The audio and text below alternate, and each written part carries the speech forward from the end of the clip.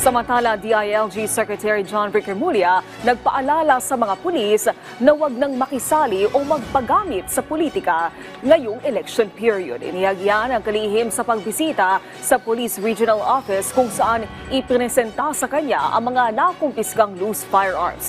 Si Jessie Atienza ng PTV Cebu sa sentro ng balita. Sa unang pagkakataon, mula nang italagang kalihim ng Department of Interior and Local Government, bumisita si Secretary John Vic Remulla sa Cebu.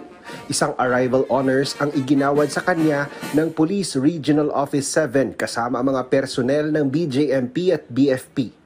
Iprinisenta ng Central Visayas Police kay Remulla ang mga nakumpiskang loose firearms mula October 1, 2024 hanggang February 3, 2025 na aabot sa mahigit 1,400. Lagi nga pong sinasabi ni RD, yung isang baril na makuha natin, makakapagligtas siya ng 5 buhay.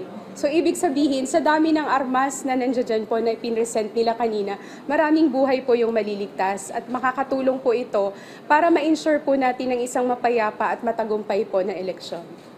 Pinaalalahanan naman ni Remulla ang mga PNP personnel na walang dapat kampihan na kandidato sa nalalapit na midterm elections. Kailangan ding buwagin ang mga private armed groups.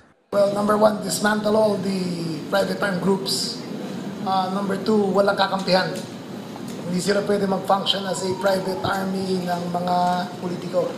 They have to stay neutral, they have to stay professional. Ibinunyag naman ni Remulla na may pag-uusap na sa paglipat ng BJMP sa ilalim ng Department of Justice. May discussions ngayon ng BNGMP, the President already agreed, but it's in the process na ang BJMP ay lilipat na sa Department of Justice para iisa na ng corrections department natin. Ngayon kasi dalawa Bureau of Corrections and DOJ pagka BJMP. And it doesn't make sense na dalawang departments na may hawak. Isang closed-door command conference naman ang dinaluhan ng kalihim.